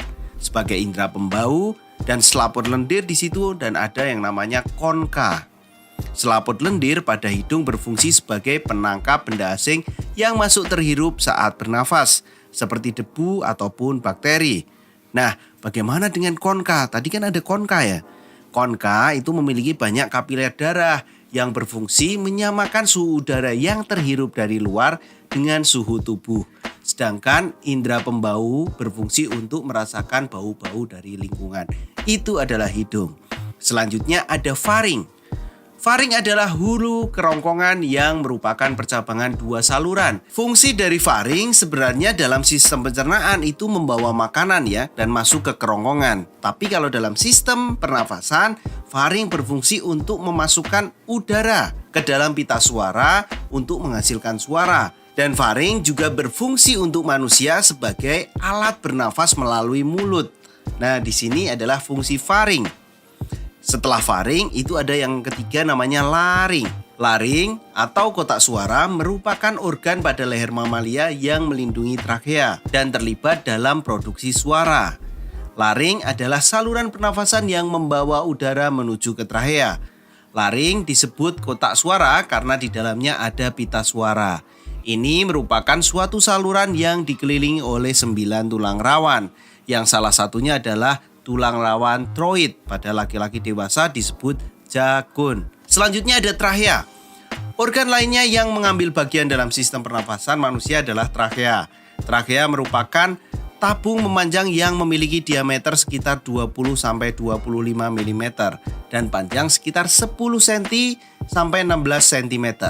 Trakea tersusun dari 20 tulang rawan yang berbentuk cincin yang kuat tapi fleksibel. Dinding trakea tersusun atas cincin-cincin tulang rawan dan selaput lendir yang terdiri atas jaringan epitel di sini. Ada juga di situ ada silia ya, pada dinding-dinding trakea yang berfungsi untuk menyaring benda-benda asing, kemudian mendorong apabila ada benda asing masuk ke dalam trakea. Selanjutnya ada bronkus. Percabangan trakea yang bersambung ke bagian kiri dan kanan paru-paru disebut bronkus. Struktur bronkus hampir sama dengan trakea yang tersusun dari tulang-tulang rawan. Bronkus berfungsi sebagai penyaring udara tetapi sifatnya hanya sekedar sebagai penyaring sekunder. Lanjut, setelah bronkus ada paru-paru. Paru-paru merupakan aktor utama di dalam sistem pernapasan manusia. Organ ini dibungkus oleh selaput rangkap dua yang disebut pleura, yang berfungsi untuk melindungi paru-paru dari gesekan saat mengembang atau mengimpis. Fungsinya adalah menukar oksigen dari udara dengan karbon dioksida dalam darah. Nah, paru-paru terletak di rongga dada manusia, antara rongga dada dan rongga perut. Nah, kalian juga perlu tahu itu organ-organ dari sistem pernafasan. Hidung, faring, laring, trakea, bronkus, dan paru-paru. Di paru-paru ada bronkeolus dan alveolus. Paru-paru dibungkus oleh selaput yang dinamakan sharing terkait sistem muskuloskeletal. Oke, yang pertama kita lihat muskuloskeletal terdiri dari dua kata, yaitu muskulo dan skeletal. Muskulo artinya otot, sedangkan skeletal artinya yaitu tulang. Muskuloskeletal adalah jaringan otot tubuh dan berhubungan dengan tulang atau kerangka.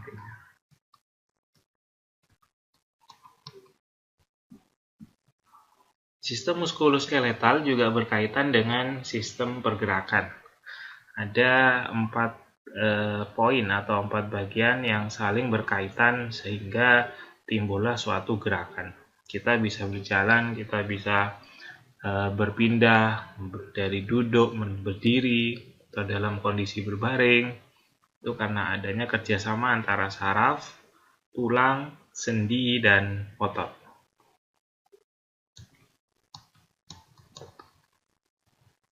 Fungsi umum dari tulang, yang pertama adalah dia sebagai formasi kerangka. Formasi sendi-sendi, tulang juga merupakan tempat menempelnya otot-otot. Kemudian sebagai pengungkit, artinya kita bisa berdiri tegak, juga penyokong dari berat badan. Kemudian dia sebagai proteksi atau pelindung, ini berkaitan tentang organ-organ vital. Contoh misalnya ada organ otak dilindungi oleh tulang bagian tengkorak. Kemudian ada paru-paru, jantung dilindungi oleh tulang torak di sana. Hemopoiesis, tulang juga merupakan tempat pembentukan sel darah. Salah satunya ada eritrosit. Selain itu dia juga sebagai imun, karena tulang juga menghasilkan granulosit yang fungsinya adalah melawan kuman, hubungannya nanti ke imunitas tubuh.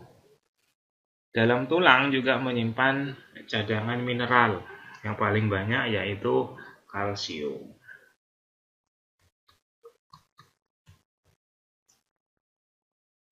Sekarang masuk ke fungsi khusus tulang. Kalau tadi fungsi tulang secara umum, ini adalah fungsi khusus dari bagian tulang. Contoh misalnya dari sinus paranasalis di bagian hidung bisa menimbulkan nada pada suara. Pada gigi fungsinya bisa memotong, menggigit, dan menggilas makanan. Tulang kecil telinga yaitu dia bisa mengkonduksi gelombang suara. Kita bisa mendengar suara karena adanya tulang-tulang pendengaran di sana. Sehingga dihantarkan sehingga sampai masuk ke bagian dalam telinga sehingga diinterpretasikan oleh otak, kita bisa mendengar suara atau bunyi. Kemudian khusus pada wanita, tulang panggul ya, terutama pelvis, nanti dia adalah untuk memudahkan proses partus atau persalinan. Faktor pertumbuhan tulang, ada beberapa faktor dipengaruhi oleh yang pertama herediter atau keturunan, kemudian asupan nutrisi juga, terutama kalsium, ada faktor endokrin, hormon-hormon di sana juga berpengaruh, salah satunya ada hormon pertumbuhan misal. Kemudian ada faktor sarafan, faktor mekanis, kemudian penyakit-penyakit yang berhubungan dengan gangguan pada tulang. Osteoporosis misalnya.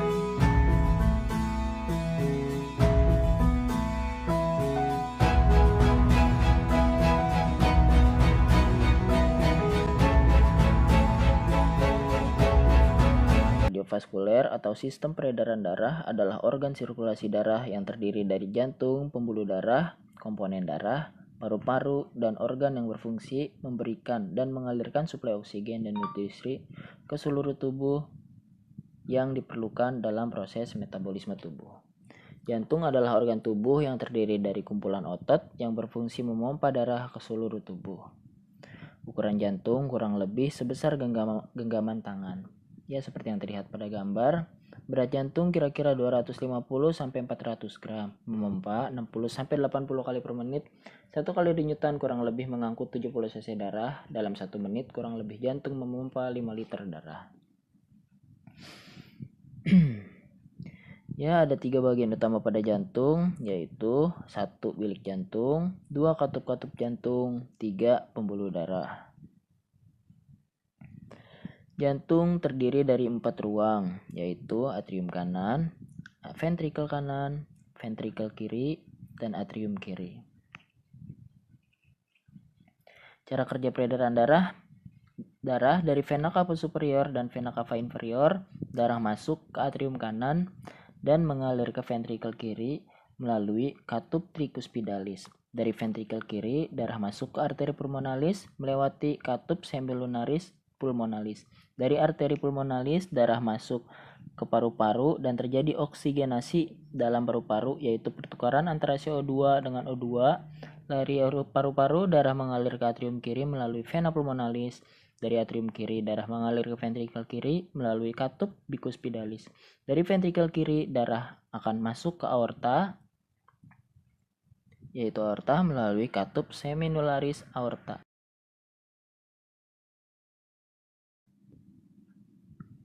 Ya, seperti yang terlihat pada gambar, proses oksigenasi yaitu pertukaran CO2 dengan O2 terjadi di paru-paru.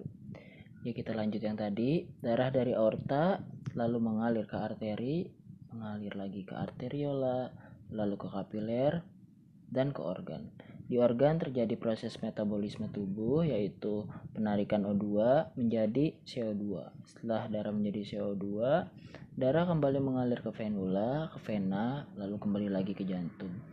Siklus tersebut akan terus-menerus berputar seperti tadi yang saya. Assalamualaikum warahmatullahi wabarakatuh. Berjumpa lagi bersama saya Poppy Sophia. Pada kesempatan ini kita akan membahas tentang anatomi fisiologi sistem hematologi dan imunologi. Sistem hematologi dan imunologi adalah 2 sistem yang tidak bisa dipisahkan satu sama lain. Komponen darah dalam sistem hematologi juga merupakan komponen yang berperan dalam sistem imunologi. Sistem imun merupakan sistem kekebalan tubuh yang membentuk kemampuan tubuh dalam melawan sumber penyakit dan menolak berbagai benda asing yang masuk ke tubuh agar terhindar dari penyakit atau kondisi sakit. Proses kekebalan tubuh itu sendiri terbentuk salah satunya karena ada peranan dari darah. Darah merupakan cairan jaringan yang dialirkan melalui pembuluh darah yang terdiri atas sel-sel darah merah atau eritrosit, sel darah putih atau leukosit, dan trombosit, keping darah, serta plasma darah. Pertama, eritrosit merupakan jenis sel darah merah dengan morfologi berbentuk bikonkav, tak berinti, tidak bergerak, dengan ukuran 0,007 mm, berwarna kuning kemerah-merahan karena mengandung hemoglobin. Jumlah eritrosit kira-kira 4,5 sampai 5 juta per milimeter kubik. Dibentuk di sumsum tulang dan dalam pembentukan ini diperlukan zat besi, vitamin B12, asam folat, dan vitamin B6. Rata-rata siklus hidup eritrosit kira-kira 115 sampai 120 hari. Sel eritrosit lalu menjadi mati dan dihancurkan dalam sistem retikuloendotelial system, terutama di bagian limpa dan hati. Hemoglobin yang dipecah akan menghasilkan bilirubin dan besi. Zat besi ini akan berikatan dengan protein dalam bentuk transferin dan diolah kembali menjadi hemoglobin baru. Fungsi eritrosit adalah mengikat oksigen dari paru-paru untuk diedarkan ke seluruh jaringan tubuh dan mengikat karbon dioksida dari jaringan tubuh untuk dikeluarkan melalui paru-paru. Leukosit atau sel darah putih berumur sekitar 12 hari, dan leukosit keluar dari pembuluh kapiler apabila ditemukan antigen. Proses keluarnya leukosit ini disebut dengan diapedesis. Leukosit yang berperan dalam melawan penyakit yang masuk ke dalam tubuh dikenal sebagai antibodi. Sel darah putih dibuat dalam sumsum tulang merah. Setelah diproduksi, leukosit tinggal dalam sirkulasi darah dalam rentang 1 hari sebelum masuk ke jaringan. Kemudian leukosit tinggal di dalam jaringan selama beberapa hari, berminggu-minggu, atau berbulan-bulan, tergantung dari jenis leukositnya itu sendiri. Jenis sel darah putih atau leukosit terdiri dari berbagai macam tipe, dari mulai neutropil, eosinofil, basofil, limfosit, dan monosit. Morfologi leukosit berbentuk bening, tidak berwarna, berinti dengan ukuran lebih besar dari eritrosit, memiliki kemampuan diapedesis dengan perantaraan kaki palsu atau pseudopodia yang bisa berubah dan bergerak. Kadar normal leukosit berkisar antara 6.000 sampai 10.000 per milimeter kubik. Dalam keadaan tertentu seperti misalnya infeksi, maka kadar leukosit bisa meningkat di dalam darah di luar dari biasanya. Kondisi ini diakibatkan oleh bergeraknya leukosit secara masif yang biasa berada di kelenjar limfe, kemudian dia bergerak ke dalam darah untuk mempertahankan tubuh dari serangan kuman penyebab infeksi tersebut. Leukosit mempunyai kemampuan membunuh dan membakar bakteri mikroba yang masuk ke dalam jaringan melalui sistem retikuloendotelial. Dia juga berperan sebagai pengangkut zat lemak daging usus melalui limpa terus ke pembuluh darah. Komponen darah yang lain adalah trombosit.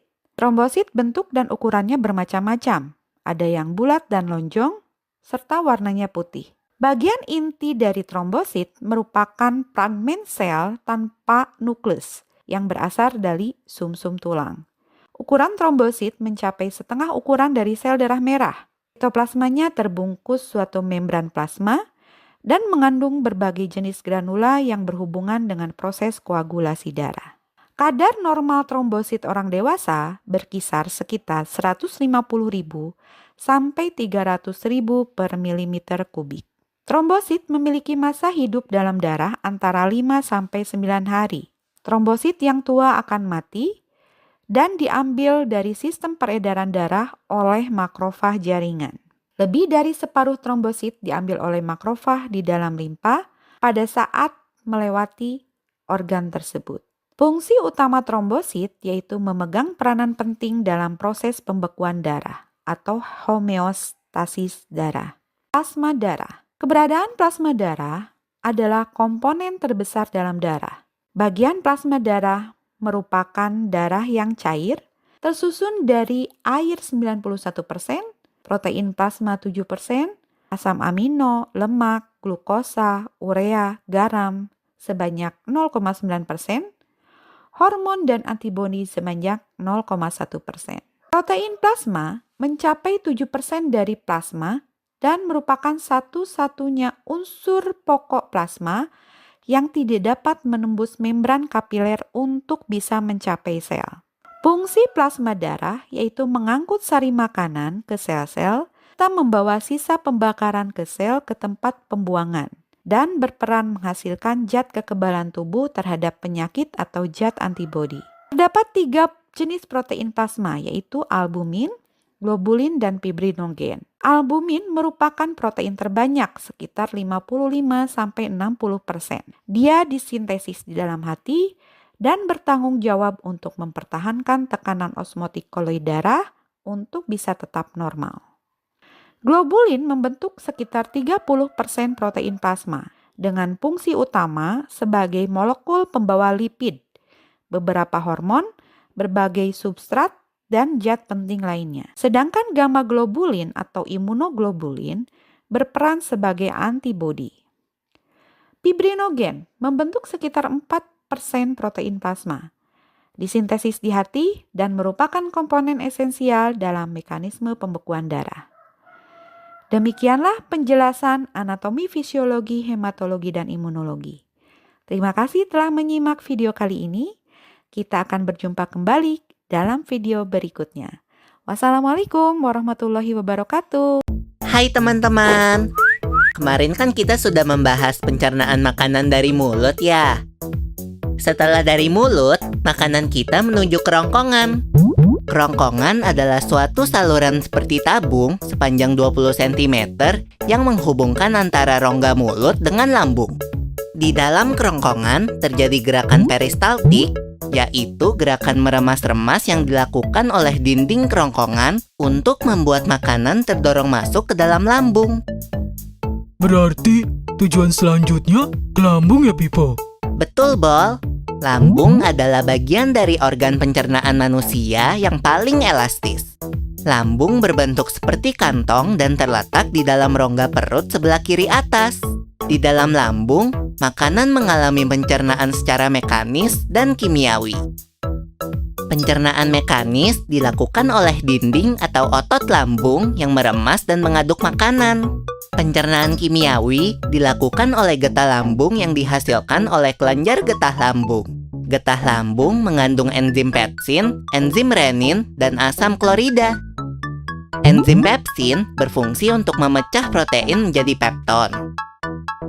Enzim renin berfungsi untuk mengendapkan protein susu menjadi kasein.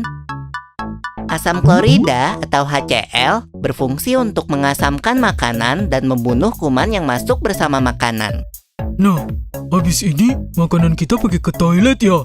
Hihihi. Ah, kamu ini belum, Bol. Selanjutnya, makanan dicerna di usus halus dulu. Usus halus merupakan usus terpanjang dalam saluran pencernaan karena panjangnya mencapai 6 hingga 7 meter. Di dalam usus halus terdapat cairan khusus yang membantu penyempurnaan pencernaan makanan. Oh iya, usus halus terdiri dari 3 bagian, yaitu usus 12 jari, usus kosong, dan usus penyerapan. Apa aja ya fungsinya? Usus 12 jari atau disebut juga duodenum memiliki panjang kira-kira 25 cm.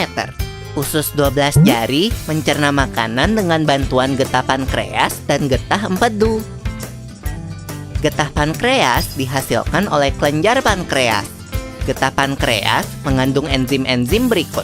Enzim amilase berfungsi mengubah zat tepung atau amilum menjadi zat gula atau glukosa. Enzim tripsin berfungsi mengubah pepton menjadi asam amino. Enzim lipase berfungsi mengubah lemak menjadi asam lemak dan gliserol. Kalau getah empedu dihasilkan oleh hati dan disimpan dalam kantong empedu. Getah empedu berfungsi untuk mencerna lemak. Selanjutnya, usus kosong atau jejunum terletak di antara usus 12 jari dan usus penyerapan. Usus kosong memiliki panjang sekitar 2,5 meter dan berfungsi untuk mencerna makanan dari usus 12 jari. Terakhir adalah usus penyerapan yang merupakan tempat penyerapan sari-sari makanan. Di seluruh permukaan dindingnya terdapat ujung-ujung pembuluh darah yang menyerap sari-sari makanan. Kemudian, sari makanan diedarkan melalui aliran darah ke seluruh bagian tubuh. Jadi makanan yang kita makan kembali lagi ke dalam tubuh kita ya? Iya, Bol. Habis itu, sisa makanan yang dicerna masih berlanjut ke usus besar. Nah, usus besar berfungsi menyerap cairan, vitamin, dan mineral dari sisa-sisa makanan yang telah diserap oleh usus halus. Pada usus besar, terdapat bakteri yang berguna untuk tubuh bernama E. coli yang berfungsi untuk membantu proses pembusukan sisa makanan. Proses pembusukan sisa makanan akan menghasilkan kotoran atau feses yang kemudian dikeluarkan melalui anus. Oh gitu. Nah, gimana dengan mulus? Itu disebabkan oleh apa ya, Pipo? Organ terakhir yang bernama rektum adalah ujung muara dari usus besar yang berfungsi sebagai tempat penyimpanan feses sementara. Ketika rektum terisi penuh dengan feses, maka saraf akan mengirimkan respon kotak yang menimbulkan rasa ingin buang air besar.